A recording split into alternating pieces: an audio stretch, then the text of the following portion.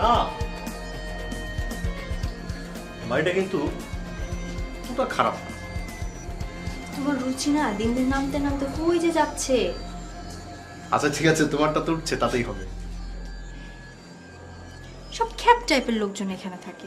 একজন মেকানিক, একজন এদিকে তাকাও, একজন জ্যোতিষী, আর একজন বাড়িওয়ালা গ্রামে বউ বাচ্চাকে ফালায় রেখে সেখানে অন্য মেয়ের পিছে ছুকছুক করে।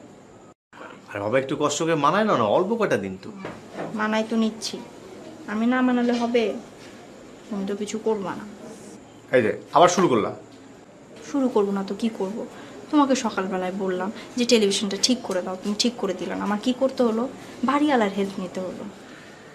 শোনো, এরকম সুন্দর স্ত্রী থাকলে আমাকে কোনো কাজ করতে হবে না, সকল কাজ তো আমার পাড়ার প্রতিবেশীই করে দেবে।